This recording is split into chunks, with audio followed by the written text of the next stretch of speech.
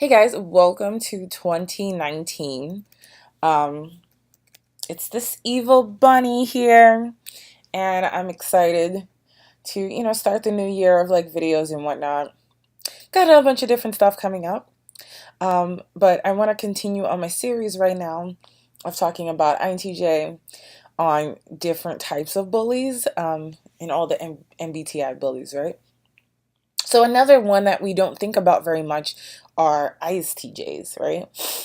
And that's because ICJs pretty much, they go below the radar. They're not really one to, be overpowering or bullies. I mean, it's just so easy to just run down all the extroverts and extroverted tendencies towards being a bully, which is more so towards, once again, having a proclivity to having control over your environment, which is what everyone wants. Everyone wants control of their environment.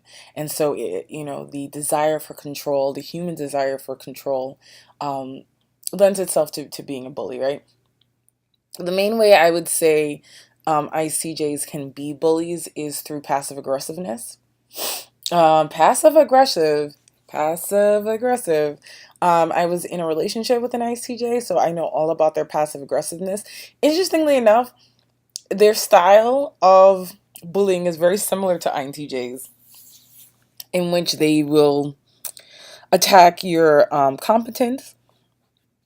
They may attack your intelligence, your capability, being capable, and being someone who gets shit done is of utmost importance to ISTJs. That's how they form their identity and their self worldview. They want to be dependable. They want to be the person that gets things done. And so a person that doesn't get things done, a person that isn't reliable, is anathema to ISTJs, right? So one thing that used to happen with me and my boyfriend is really funny.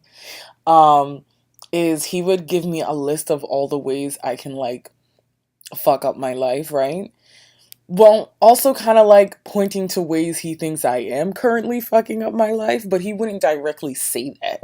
You know what I mean? He would just be like, I don't like when people do this, that, and the third, this, that, and third, this, that, and third, because I'm just like talking out my neck. I'm like, yeah.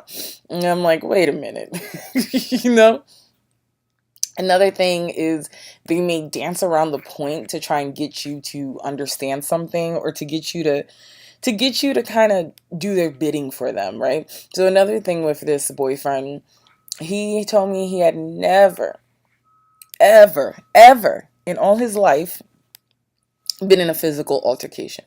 I found that to be extremely problematic because once again, I'm totally against extremes. So like someone that's never experienced one thing or the other, it's just like, why is that so extreme? And I realized you must be doing things differently. You must have people around you, and you're doing get them to do your bidding, in the sense of like he would tell me that he would, if someone got riled up, he would like tell his friends and put put the battery in their back and then get them to fights for him. Now, while on some level I do respect that because it's certain people, especially ESFJs or ISTPs or ENTPs, it's very easy to put a battery in their back and get them to be like loyal guard dogs for you. Um, I just felt like, hey, I've been in physical altercations and I'm a pretty chill, keep to myself girl. Like, it makes me think, are you afraid of it? Or are you just smarter than everyone else and that's how you don't get into it? And he assured me that, like, if he ever did get into a fight, that he'd be able to, defend himself, which I mean, I don't know. You know what I mean? Like, I have no idea. I have no reference. So being extremely conflict averse is the other side of them.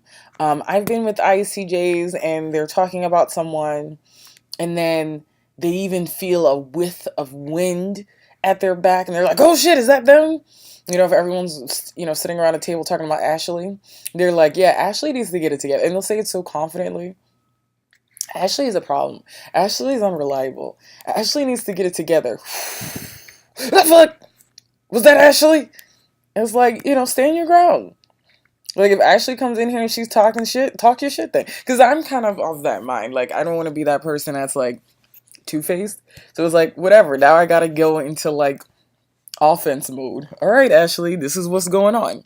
Like, you know what I mean? Like, So that's a thing. They are very conflict averse, very afraid of conflict. This boyfriend also, like, I remember this guy, he like freaking, he had like those Invisalign, and he was at a restaurant, and the waiter threw away the bottom of his Invisalign, and he just walked out. Like, he was pissed about it, and he complained about it to me. He didn't do anything about it. I'm just like, and I didn't know at the time, because I would have went back there myself for him, because those Invisalign, like, those are like $1,000, like those trays. So I'm just like, don't let someone just throw away. He's like, no, no, no, the guy was stupid, blah, blah, blah. And it's like, why are you so conflict averse? Like, you say things to me, and it's like they will get you. They will get you with those biting questions. Those biting, where to kind of hit you where it hurts. I think they're overall, just to leave this on a positive note, I think they're overall, yeah, they're super dependable. And once again, they're definitely people you want in your life. And, I mean, every type has their, flaws and, pluses. But they definitely can be super passive aggressive. So just keep that in mind when you're dealing with one, or if you're an ICJ yourself, try to lead with a more assertive mind. And, the less you avoid conflict, at least, and try to approach it in a more structural, kind of positive way, the more you can directly, face your problems and conflicts, and then don't have to be, sneaky about it. And that's all I got for now. And I'll talk to you guys later. Bye. Bye, bunnies.